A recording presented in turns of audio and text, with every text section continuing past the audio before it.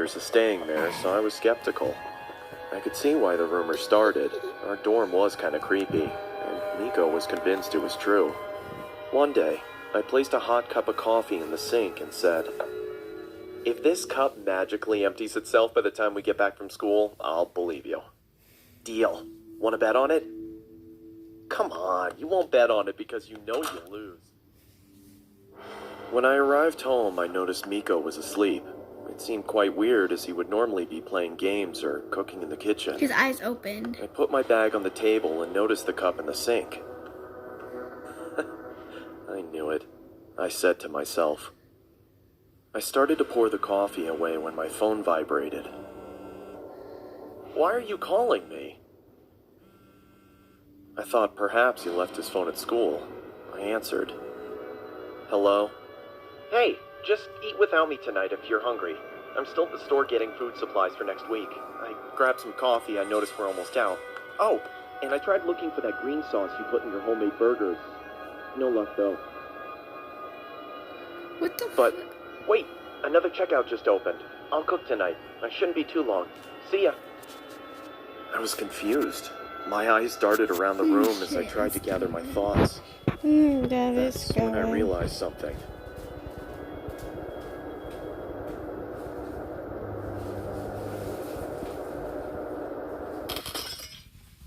I was too freaked out at this point. No. No.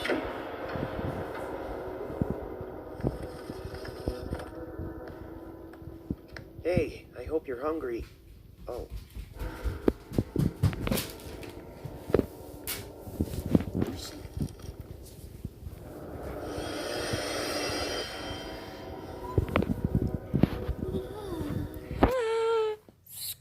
Thanks to XP Pen for sponsoring this video. Let's watch another one.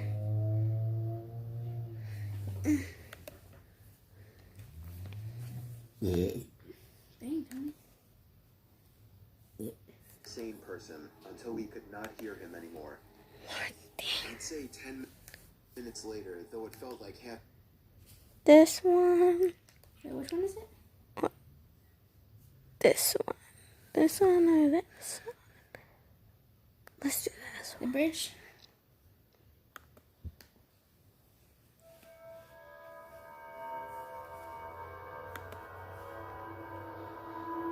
Ready for the scary one? Next scary one. So this story takes place when I was about 16 years old. At my school, I played for the volleyball team, and every year we would go to a camp and do volunteer work for this guy. Volunteer work. Okay, what is it? 22.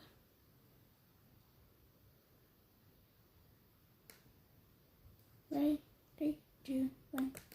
The camp was in the middle of nowhere. When we got to the camp, we immediately started to work until 8 p.m. This was around October, so it was already dark at 8. My two friends and I were sitting around the fire, trying to figure out something we could do so we weren't so bored. We heard that there was a small river down the hill from the camp, and we thought we could check it out. The problem was that it was some guy's property, and the owner of the camp told us to not disturb him since the guy was a little strange. We weren't really supposed to leave the camp, but being 16 years old, we loved breaking the rules. We walked about 10 minutes from the camp and finally reached the river. It was bigger than we expected, and there was a large wooden bridge that crossed it. The bridge was about 20 feet long and was big enough to let a truck go over it. My two friends and I decided to go under the bridge and check it out. As we were walking by the shoreline, we saw two headlights off in the distance moving towards the bridge, so we bolted underneath it and hid. We then heard the truck roll over our heads and to the other side. My friends and I chilled there for a while, just talking and throwing rocks in the water. It was about 8:30 at this time, and now it was pretty much pitch black. That's when we started to hear a slow rumble in the distance. The same truck had come back, and this time it was moving much slower. We stayed put under the bridge, stifling our laughter. Eventually, the truck moved over the bridge, but rather than going over to the other side, the truck stopped right on top of us. The only thing you could hear was the rushing water and the hum of the engine. Then, the door of the truck swung open, and out came a loud thump on top of the bridge. Then we heard a loud scream saying, "I know you're out there! I'm gonna find you!"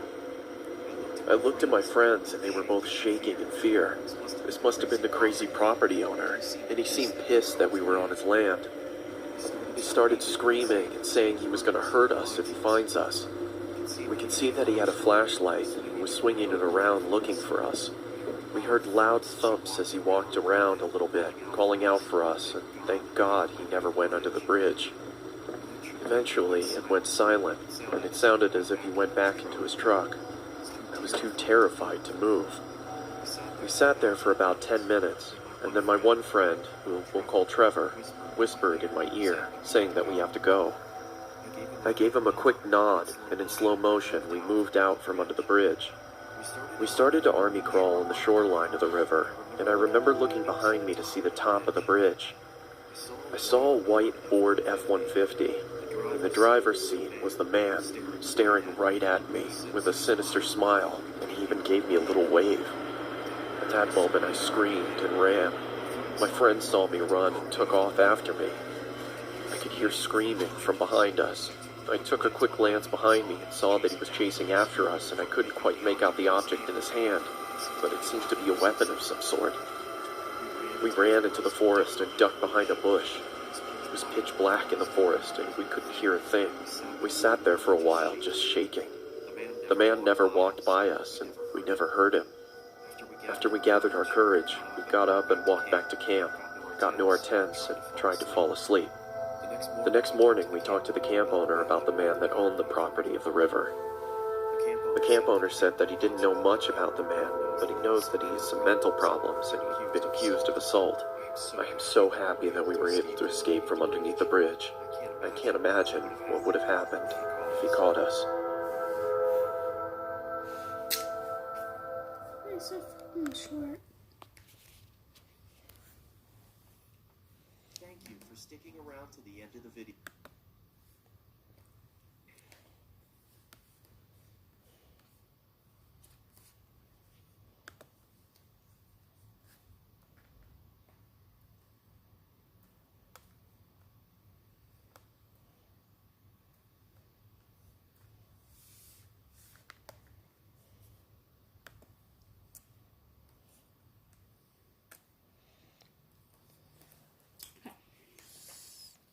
No, it's fine.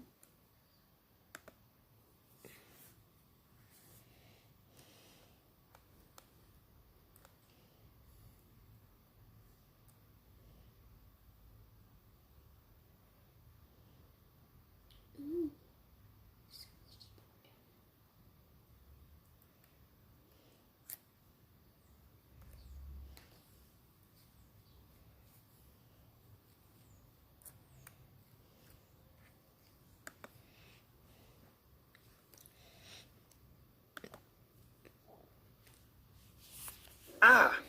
What a pleasant way to begin my 3 AM shift at Mercy Hospital.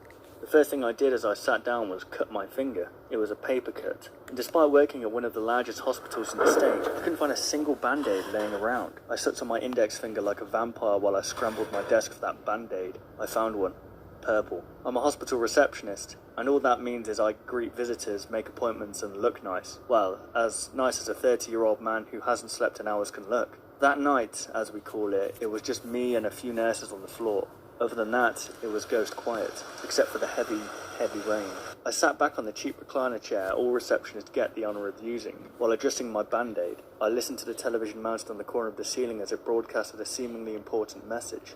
Authorities say the woman was last seen on Cedar Avenue. I looked up to see if the television was showing any images of this strange woman. None. It was yet another crazy person with no name and no face who we were supposed to look out for. Not creepy at all. Authorities also say the woman was reportedly walking around and asking people very, very bizarre questions. I focused back on my desk and continued working, but I still listened as the news anchor went on and on.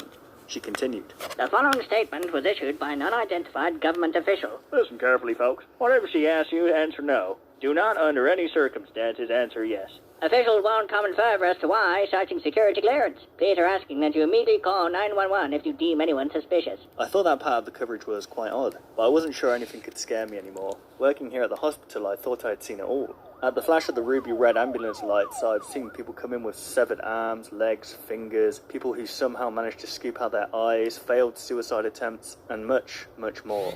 You get used to it. My head was practically sunk into my desk as I filled out paperwork. That's when I heard something very subtle, initially. I heard it coming from the front doors, the entrance. The automatic doors opened and closed, slamming against each other, and sounding an obnoxiously loud thud each time. The very dim lighting I had surrounding my desk flickered incessantly. Sorry, Hello? just I that called is out, something seated behind the inappropriate. safety of my desk. Only the whistling wind responded. Hello? I called out again. I felt obligated Hello? to check if someone was there, especially since it might have been someone who was injured and needed our attention. So I'm trying to I make this reluctantly funny, picked not myself up scary, from my chair okay? and walked over to inspect. I nearly slipped and cracked my head open as the entrance floor was almost flooded from the rain. I noticed footsteps, wet shoe marks that seemed to come inside the hospital and then back out. I stood near the doors, poking my head outside, and looked. All I heard was the distant sounds of sirens and honking Mercy cabs. Hospital. The rain poured harder. The peace and quiet was disturbed. Show within me moments of mercy. sitting back down. The automatic door started again, opening and closing, slamming shut, and letting in more rain as they did. But this time, I heard gentle footsteps make their way towards me, tapping closer and closer. Someone slowly emerged from the darkness between the entrance and front desk. A woman with drenched black hair approached, wearing a dark brown raincoat and a pair of boots that were too large for her toothpick legs. Her face was inundated with wrinkles and wet makeup. Her black eyeshadow smudged. No. Despite the heavy rain Don't outside, say yes. she didn't seem to have bothered wearing her hoodie. Hello, how can I help you, ma'am? She didn't respond. She looked around, scanning and observing an unimpressive hospital. Is there something I can help you with? Still nothing. We engaged in a brief stare down, which she won. Staring I looked down and game. pretended to gather important paperwork. Are you here to visit someone? Then finally, she responded, without talking. She simply nodded and then took a few steps forward, her hands hanging down her side. Her posture was unnatural, almost uncomfortable. Okay, for now I need you to sign here, then you'll have to wait a few hours for visiting time to begin, I said, pushing forward a sheet of paper and a pen. She raised her arm to sign and then abruptly stopped. She seemed startled by something on the desk. She looked at me, tilted her head and, with a smile that was as wide as her eyes, said, "Would you please move that for me?" I was confused at first, and then she pointed at it with her index finger.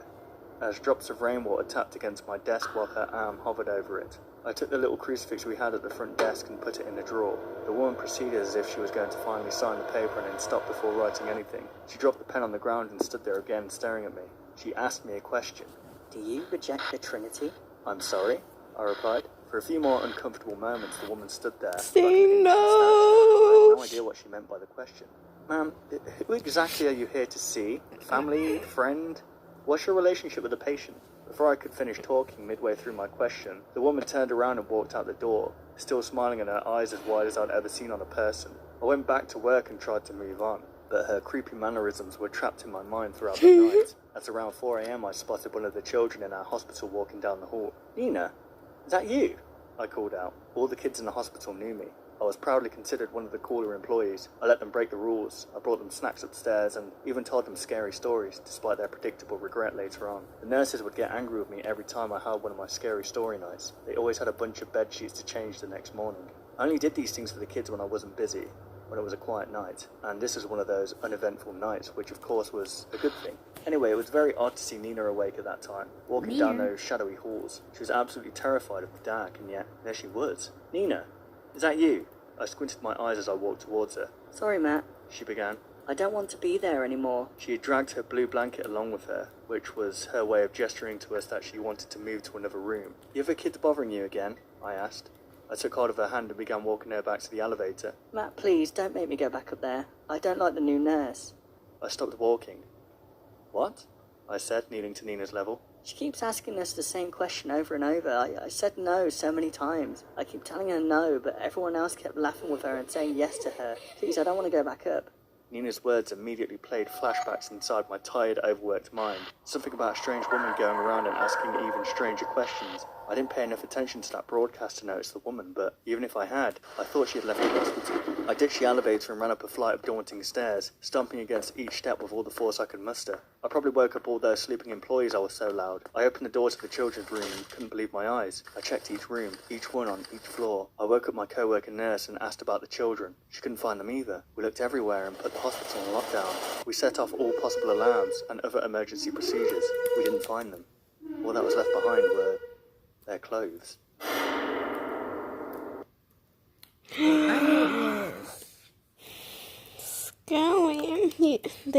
Those kids should have said no. But of course they didn't know. Not their fault. Fuck. Let's do this one.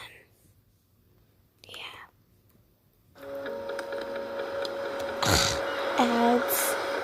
By 2050, there will be more. Bye-bye. I was 20 at the time when this happened. I still remember this as a vivid memory in my brain that would never get erased. One day, I was at a club with a few friends. I saw a cute girl, which was totally my type at first glance. She had blonde hair and deep brown eyes. Her nose was tiny and cute. Her lips were red like a rose. I approached her and I asked if she wanted a drink or something. She said yeah, and we drank a lot. She told me to come by her place. I hesitated at first, but soon I agreed. I told my friends that I was leaving early, and we booked a cab. We got in the cab, and 15 minutes later, we arrived at her house. Her apartment had a 2-floor. Nothing special, but just normal. We stepped inside, and all of a sudden, I smelled something rotten. I got a bit nauseous and asked her if I could use the bathroom. She smiled and said yes. I rushed in, and as I did, the smell got stronger. That's where the smell was coming from. At first, I didn't pay attention and puked into the sink. I thought that I had drunk a bit too much, but it was not. Just then, I heard a splash of water right beside the bathtub. I turned and opened the shower curtain, and then what I saw made my heart drop. A dead body of a boy around my age, mutilated, was lying in the bathtub obliquely. As I got closer, I realized that his right leg was cut off too. I was freaked out. I wanted to scream, but it didn't come out. But I decided not to go outside, because she might be a psychopath killer and could kill me too. I tried to find an escape. Then I spotted something that I wasn't expecting. A small pocket knife stuck out from his jean pocket. I cautiously took the knife and flicked the door open. There was no one outside, and only that girl was sitting on the steps. I asked her what was in the bathtub, and suddenly, her expression got different. She flashed a maniac grin, and then she took out something from her back. A knife. All of a sudden, she lunged toward me, but I dodged it. I took out my knife and swung around as soon as she came to me, and kicked her. She let out a scream as she fell to the ground. I heard some noise upstairs, but I wasn't going to check that out. I sprinted out the door and ran 2 blocks straight without stopping, and then called the cops. The cops searched the whole house and arrested 3 people, all charged for murdering innocent young boys. Then I took a cab back to my house. I called and told my parents about this incident. I wasn't able to sleep that night at all. This was the scariest I've ever experienced. And who knew what would have happened if I didn't find that knife?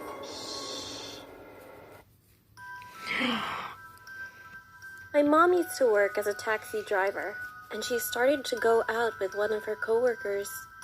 Let's call him Larry, for the sake of the story. He seemed like a nice guy at first. Finally, they got married and had a daughter, and we will call her Ruby. But once they got married, things started to change immediately. He was not a nice guy after all. If something didn't go his way, he always ran to his mom's house. Because in her mind, he was still her baby, even though he was a 50-year-old man. He was such a mama's boy. Mom and Larry would break up and make up a lot, so that was just normal behavior. But when he got drunk, sometimes we didn't let him inside the house as he can become a violent person. He'd break in by smashing a window to get in on occasion. Well, he would not hurt us, but broke things like a TV or a family member's computer, which made us terrified. The final straw was when he came into our house one day. He kidnapped Ruby and ran away for 2 days until the police arrested him and brought Ruby back home, even though Larry was her dad. Mom was literally traumatized by this incident. We decided to move out of our house, and it was a great idea to move away from him at a safe distance. We had none of his belongings, so he had no reason to come crawling back to us. So we moved out, and as time went by, we settled into the new house. We all started school, and I always woke up extra early to shower and play video games before I went to school. But this one day, when I woke up at 4 a.m. and finished taking a shower, I came out of the bathroom and looked out of the window unintentionally. It was still dark, and there was a man who was walking up and down the path by the side of our house. Suddenly, he looked up and stared at me. He realized that I saw him. I stood there and did nothing. Then he walked away and stood under the streetlight. It was Larry. He had the most malevolent smile I've ever seen. He came over to the mailbox saying that he was sorry. He said that he wanted to talk to my mom so they could start over again. I ran to Mom and woke her up, but we decided to call the police instead of letting him inside. About 10 minutes later, the police came to arrest him. They found out that he drove a car while drunk and left it halfway up the road. And when they searched him, he had a surgical scalpel in his pocket. He told the police that it was just a joke, but no one believed him. I wouldn't. The fuck? When I was a kid, I was really He's into psycho. paranormal things, such as ghosts and spirits, so I always got really excited for Halloween. On one Halloween, my parents took me and my brother to a ghost tour in the city. During the tour, we would visit real haunted houses, which were said to have some really violent ghosts. I couldn't be more excited. We arrived at the location for the tour meetup, an empty parking lot, but we were a bit early and nobody else had arrived yet. It was a chilly October night, so my parents decided that we should find a building to wait in until more people arrive. We walked over to the building that the parking lot was meant for, an old hotel, and entered the vestibule. We tried to fully enter the building, but we found that the doors leading to the lobby inside were locked. After a few minutes of standing around, I started to feel strange. A nauseous feeling had swept my stomach. Goosebumps ran up and down my arms, and a piercing feeling of being watched was stabbing, almost burning my back. Looking around, it was obvious that me and my family were the only ones inside the vestibule. The lobby of the building was also devoid of people. Once we saw people enter the parking lot, we left, and I felt better. And after that, I was shocked to see the first place we stopped on the tour was the building my family had been waiting in. Now, this building we won't enter, because the spirit inside here is more violent than the others we'll encounter. The guide stated, "In here, we have the Shadow Man. He doesn't terrorize the whole building, just the area that you enter through. He's been known to slap and scratch people coming inside." A few pictures were passed around. All of a sudden, I don't know how and why, but I recognized that an inky black figure stood against the door's windows. Its eyes were glowing white, and it had long fingers and pointed nails. It was freaky to think that I might have been targeted by the Shadow Man, but I didn't think much of it until after the tour when my family went back home. I started to complain to my mom that my back was itching and burning, so she grabbed some ointment and told me she would look at it. We thought it was just a bug bite. We had been walking around outside at night after all. When she lifted my shirt, she asked when I had scratched my back. I told her I hadn't. She took a picture on her phone and showed it to me. I was met with a long red scratch leading from my shoulder to the middle of my back. The skin on my back was a shade of red, like a rash. Me and all of my family couldn't say anything, but just turned back straight to our house. The Shadow Man had got me. Yep. This is not about my story, but someone from my church, and he wanted to share his experience with anyone else. He's a 32-year-old man, and his pseudonym is Mark. He's a fairly big guy, and this situation took place when he was on his way home from work. He said that he had lost his phone 1 week before this whole situation happened, so he couldn't call and get any help during the story. It was quite late, around 11 p.m. He had finished work and was walking to a taxi stop location, and when he got there, a few people were standing around waiting as well. After about 2 minutes, he noticed that there was a minivan approaching. Usually minivans are cheaper than taxis, and he felt tired that day, so he decided to take the minivan. He sat on a seat, and there was a young boy seated in the passenger side next to the driver, who was collecting the fare. And then, 2 other boys who looked like teenagers also boarded the minivan and sat in the seats in front of him. Once the minivan took off, after about 5 minutes, the boy asked if they would like to drink some Coke. The boys accepted and started drinking. And they also gave it to Mark. Mark was also feeling thirsty, so he took it, but only a sip. Not much later, he started feeling drowsy. Just before he about laid his head on the seat beside him, he noticed that those 2 boys were already knocked out. After he laid his head down, he heard noises coming from the back seats. 2 people were talking in a different language. The car was passing a big signboard that showed Crest Chicken Farm. And then he finally passed out. When he got up, he found himself inside a big shed-like barn, and there were some tools on a big table. It fell. Sorry. He was on the floor, and the other 2 teenage boys were laying next to him. He still felt a bit drowsy, but he managed to get himself up as he was looking for an escape.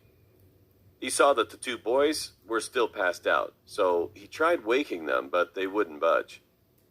As Mark was kind of a big man, he tried to see if he could carry one of them, but it was hard to do because even Mark was having a hard time to stand properly. And then he heard voices. He took a peek from the door, and 3 people were walking toward the big shed, coming from a house on the hill, which was quite close to the shed. Mark panicked and tried to look for another exit. He was looking around the place, and he found one at the end of the shed, luckily. He approached quietly and escaped as fast as he could. At this point, his vision was all blurry, but he managed to find a fence door and unlocked it. He heard the people shouting, but he ignored. He just kept on running. When he finally reached his house, it was early morning, around 5 a.m. His wife was up all night waiting for him and ran out the front door as soon as she saw him. He collapsed and slept for almost the whole day. When he woke up and finally got a chance to explain to his wife what had transpired that night, he remembered about the other 2 boys who were still there. Then he contacted the police immediately. He told the police about the road signs and a big billboard for Crest Chicken Farm and other things that he could remember. About 2 weeks after, there was a police report about how they found 2 teenage boys' bodies in a lake, and advised that when they examined the bodies, all their organs were missing. Mark just stood in fear. And as the event was too traumatic for him, Mark had to quit a job for a while. You should have. This happened when it was our school's camping day. All the grades went to each other's places, and our teacher had taken the 6 students to this large site that was quite cheap. It started off all right. I got a room with some of my friends at the time, and my closer friends were in the next room. The first incident started when I was the only one in my room, still packing mine and the other people's stuff away. I was on the bottom bunk, letting my mate take the top. When I looked up was some sentence, and it said, "Hello, you are going next," with a creepy smile. On the second day, we all went outside. There were teepee tents next to a field. I hung out in one with one of my friends. Some others hung out in a second tent. Nobody said But in the third tent, I saw a shadow. Wait. I know. Andre, I told the teacher Andre, and we another don't know student what app who to went in, use. but didn't come out. But nobody believed me, and there was nobody inside the tent. I thought Yeah, we something told was her. really weird. On the third day, 3 of my roommates were out on a day trip with some others, which I was going to do the next day. I had done a mud course, and after that, I decided to have a shower. The water was black and disgusting, which added to this horrible week. All of a sudden, when I was still in the shower booth, the doorknob was shaking. I screamed, and when I got out, I saw a handwriting, "You won't leave alive," on the wall. Then I saw a shadow in the window. My room's door was locked while I was having a shower, so no one could enter in our room. The fourth day, I was taking a walk someplace that no one knew, and then I found a huge knife and blood-soaked clothes. I just hoped that this stupid and terrible camp would finish soon. Then, the last night, I woke up in the middle of the night because I saw the same shadow leaving my room. And there was a knife on the floor, again. I couldn't sleep the rest of that night. The last day, I was left to clean the room and set the beds for the students, whoever would use it next. When I was about to finish, I saw the door and it said, "You are lucky you survived. I didn't have enough time, but next, I will not let you go." I panicked, so I ran from that creepy room. I told my teacher. However, by the time we got back, it was gone. As I got onto the bus, I looked in the window of that room, and the shadow stared back at me, with a decapitated head in one hand, and in the other hand, the same knife I had seen twice. Later, when I came back from the camp, I heard about that place. It was an orphanage and a mental institution that had many mysterious deaths. To this day, I wondered what would have happened if I'd spent longer than 5 days at that place.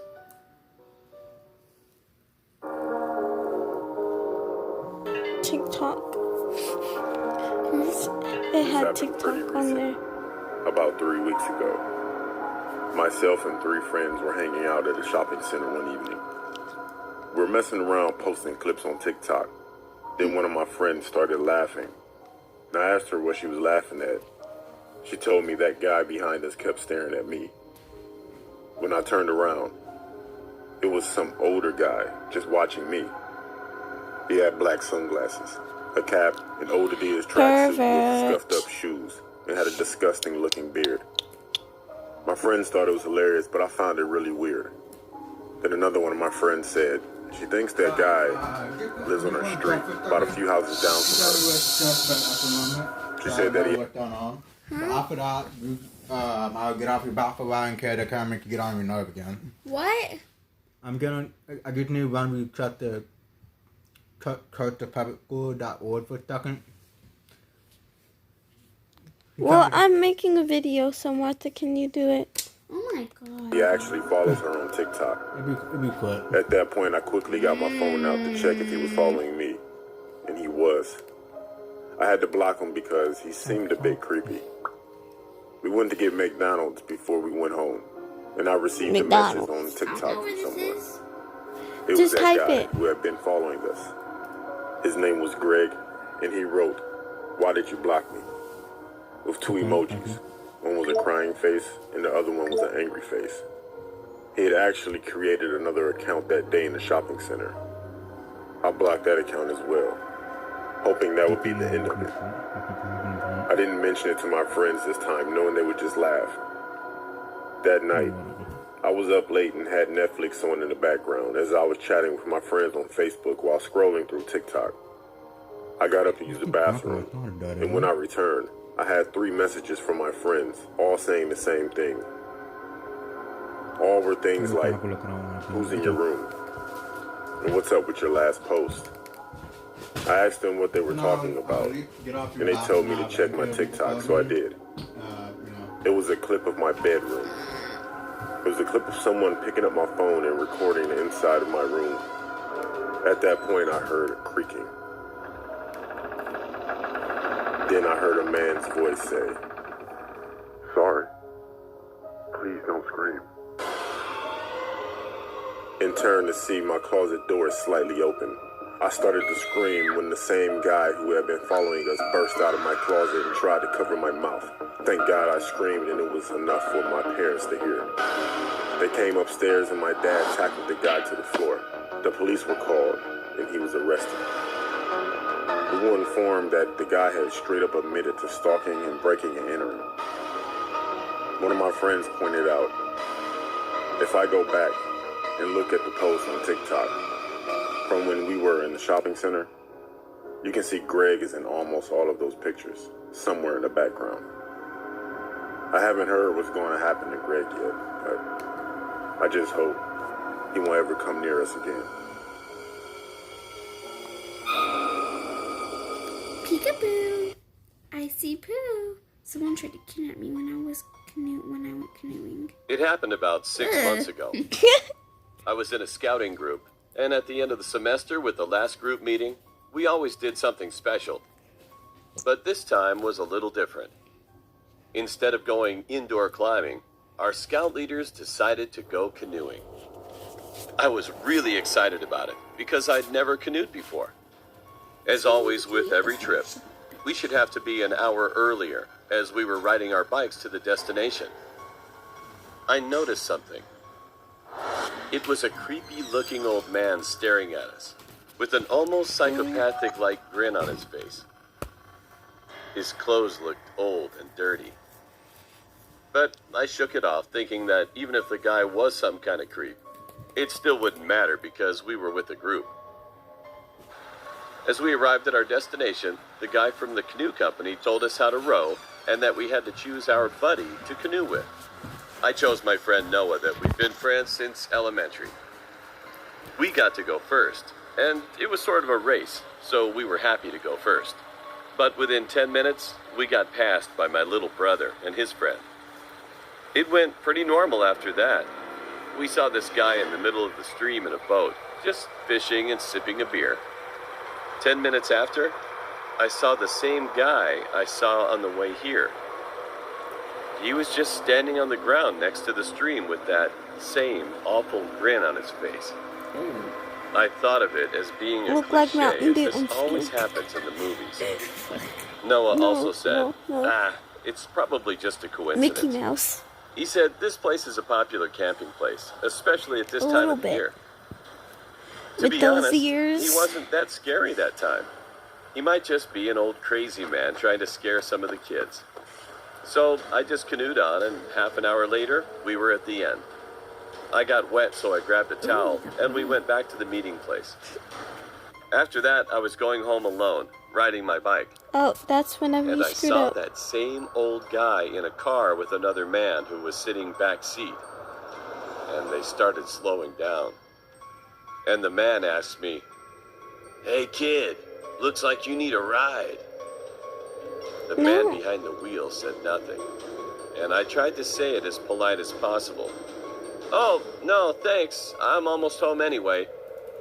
As I looked at the man again, and I noticed fury and madness in his eyes, which I didn't know why. I just got scared, so I pedaled my bike out of fear of being kidnapped.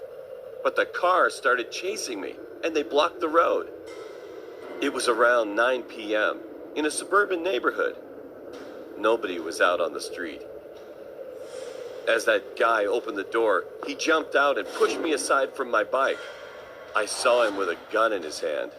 Then he finally knocked me out unconscious. I don't remember how many hours passed. However, I could hear the sirens dimly. 2 police officers saw this car was speeding, so they were chasing him. I also heard gunshots, which made me so scared. And then they shouted, "Shots fired! Shots fired!" 2 minutes later, the gunshots stopped, and the trunk where I was opened. It was a police officer. He took me out and told me, "It's safe now. Don't worry." Later, an ambulance arrived soon, so I could go to the hospital, and met my parents there.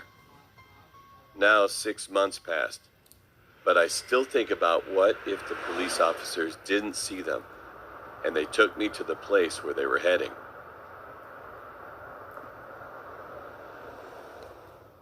They were gonna take out your organs.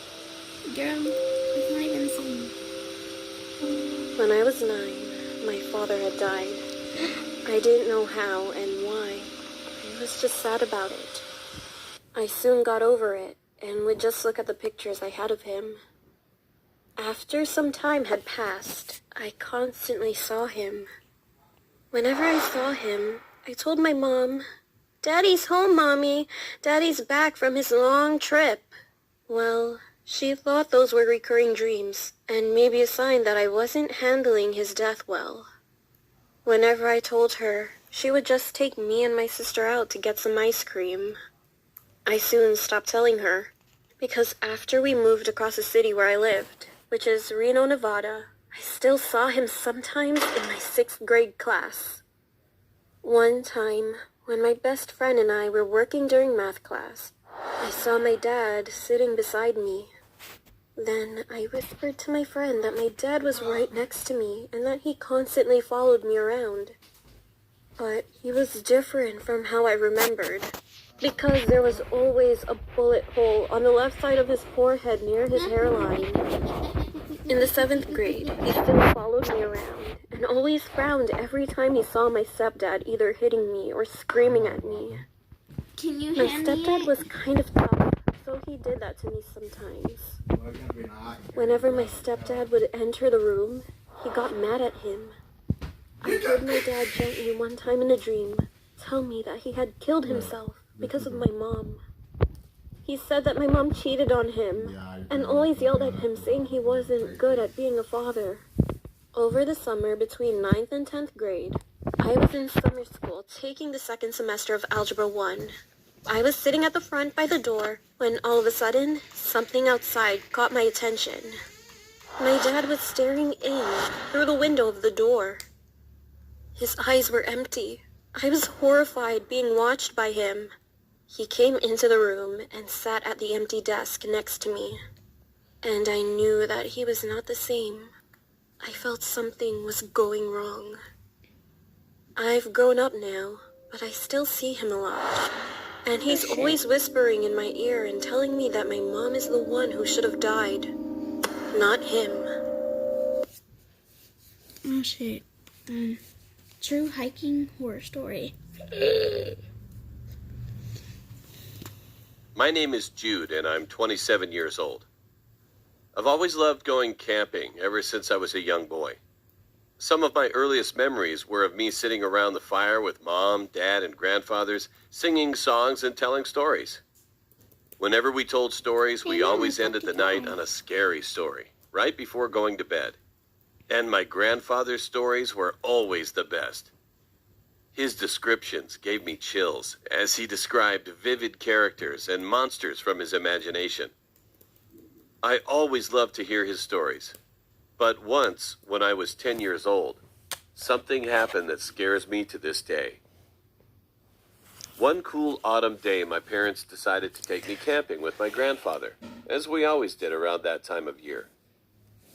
We arrived at the campsite around 6 o'clock, and on the way in, I saw that the campsite we were driving into was different than the one we usually camped at.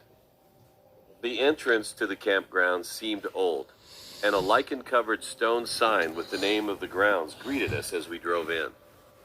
We arrived and set up our tents. After eating dinner and cleaning up, we sat around the campfire as usual to tell our stories.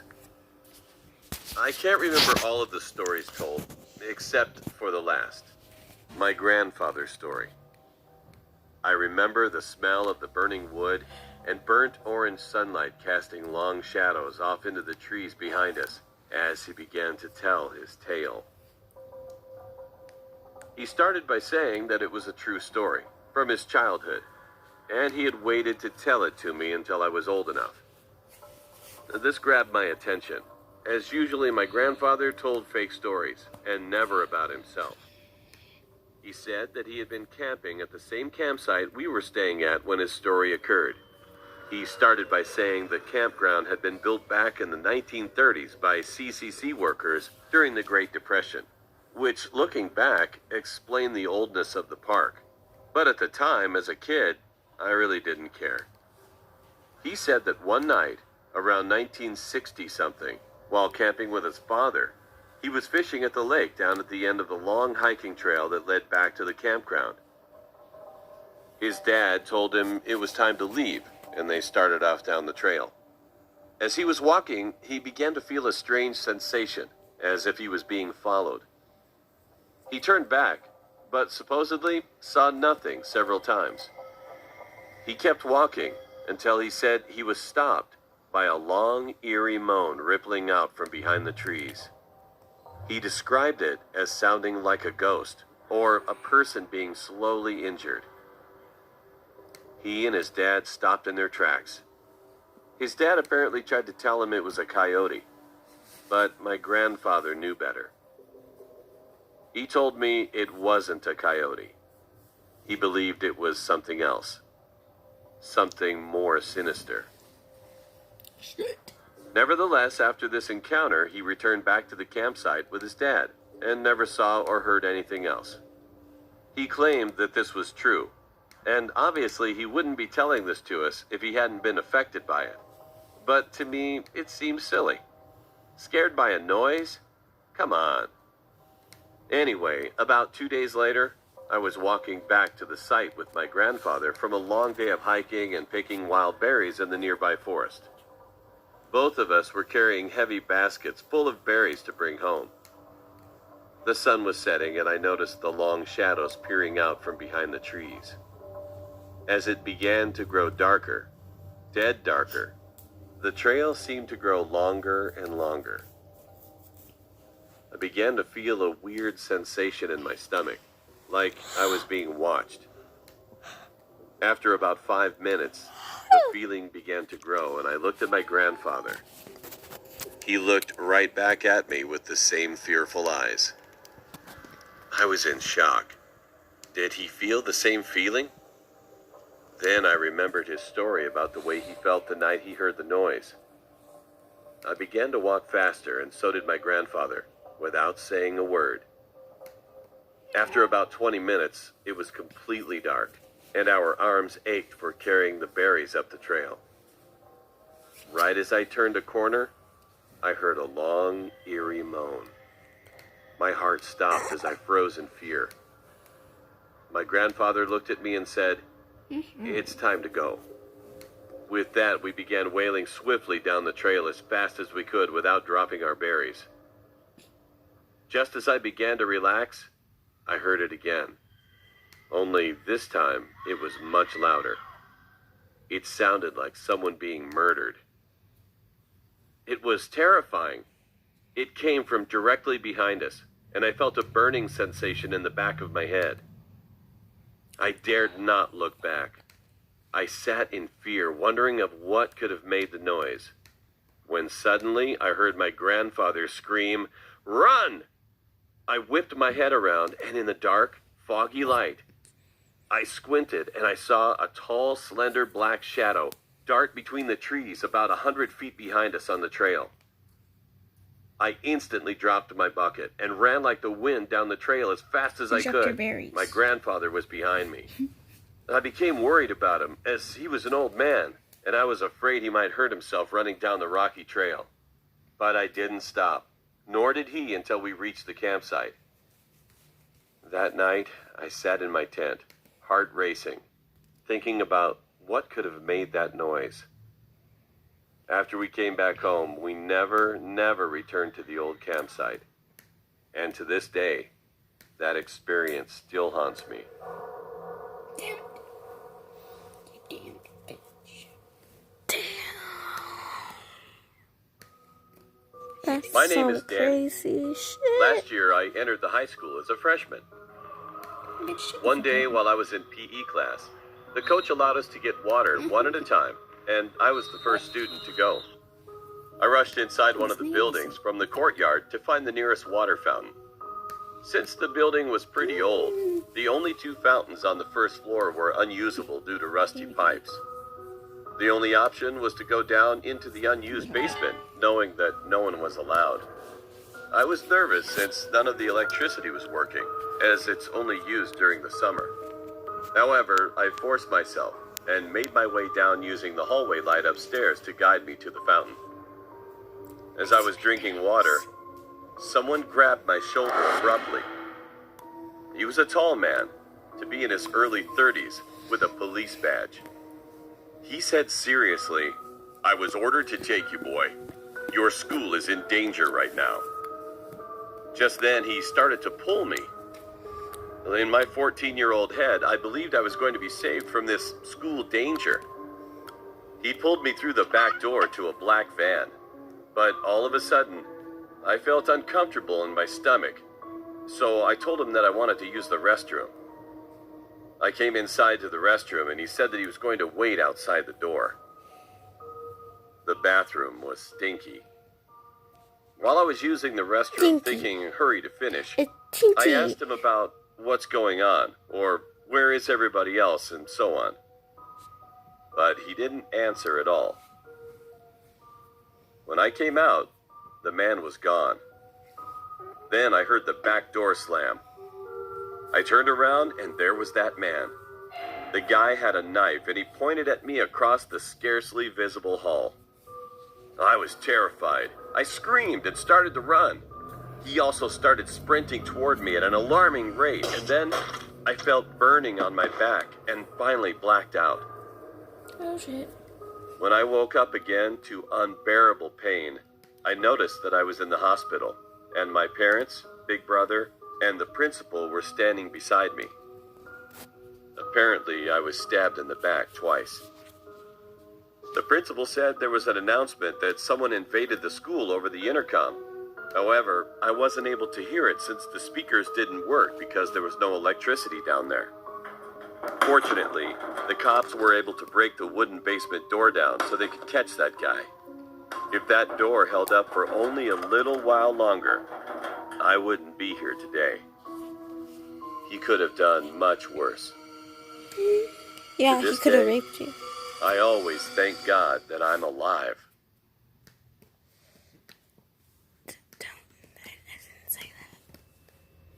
When I was in my last year of college, I started going to frat parties more often.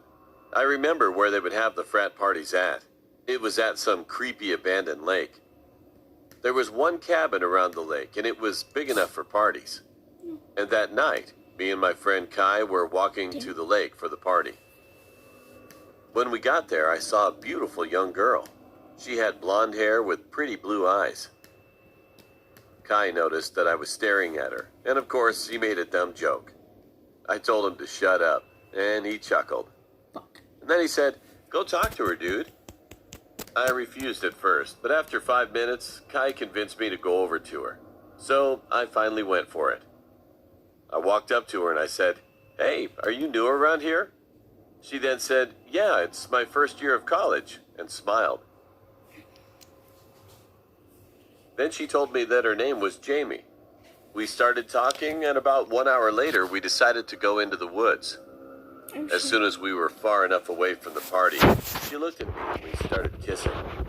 Well, to tell the truth, it was the best moment ever of my life.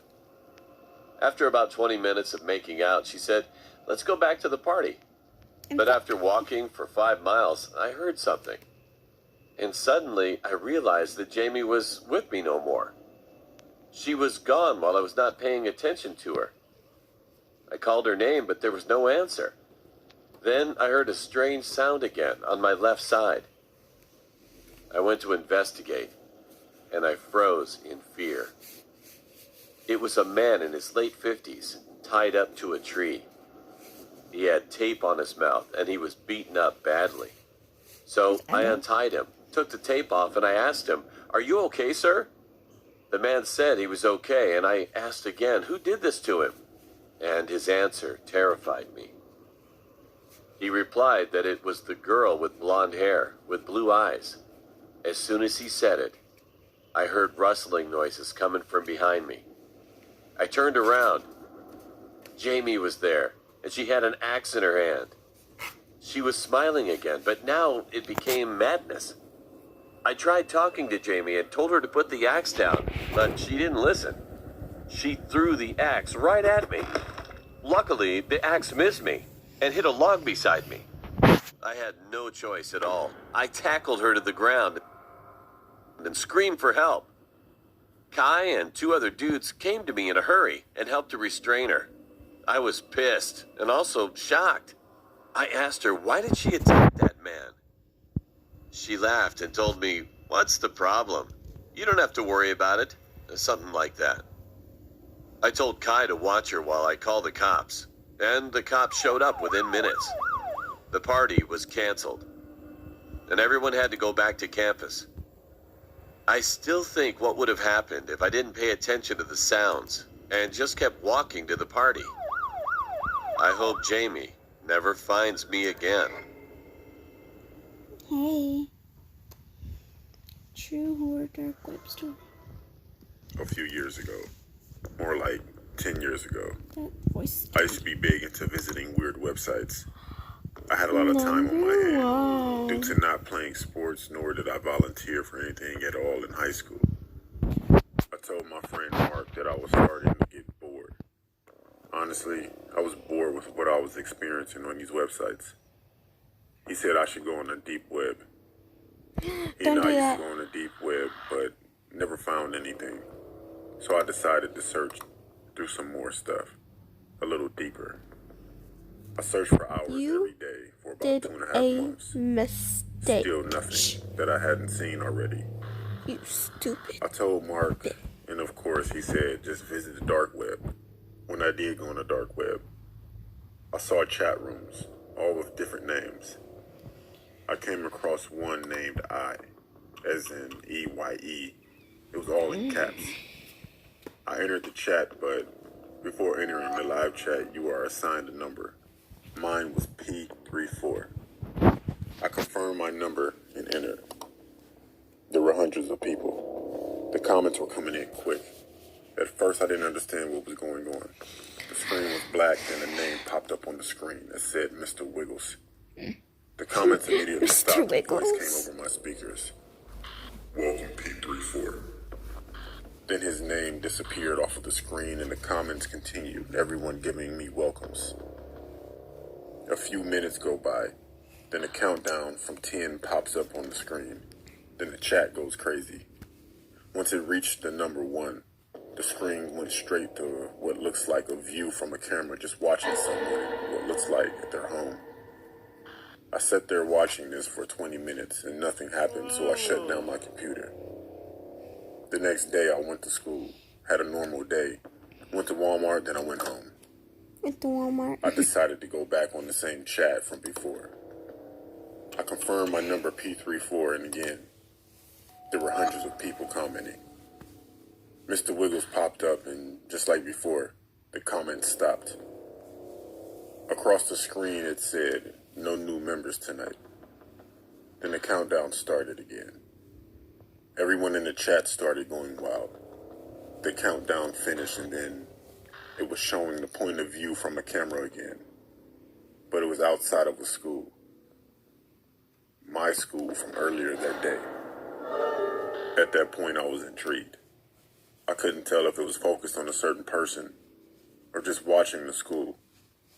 After 30 minutes of watching the video, our school bell rang and everyone started to come outside while whoever was recording was positioned across the street in the car. Once everyone came out, the person got out the car and started to follow a crowd of kids. Everyone started to split from each other, and the person recording started to follow someone. It was my friend Mark. He had to be at least 100 feet behind him. I started to call Mark, but he didn't answer. I kept calling him as I watched the video, but nothing. The person followed him to his house and sat outside of his house for a few minutes. The man behind the camera finally said, "No parents are home." And he began to walk to Mark's house, rang the doorbell, and waited as he continued to record. A few seconds go by, and Mark opened the door. He looked confused, and the guy said, "P34 sent me." And Mark looked afraid that the camera shut off and everyone in the chat left. So I did too. I called Mark's house phone instead of his cell phone, and his mother answered. I asked for Mark, and she said that she thought he was with me. I panicked. I then received a notification on my phone from my Gmail account.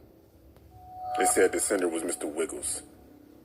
The message was, "I'm getting closer, P34. Mark says hi."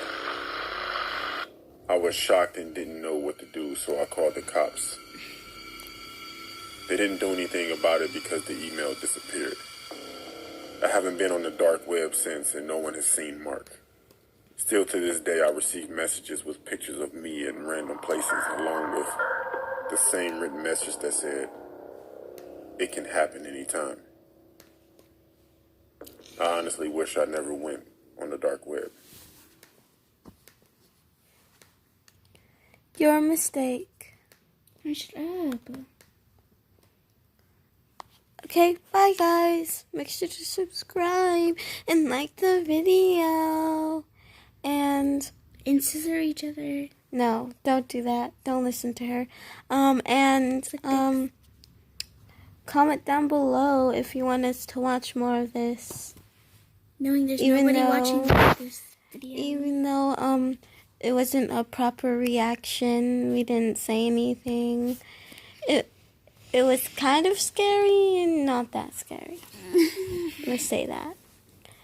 I'm gonna be posting another video, just so you know. Even though there's nobody.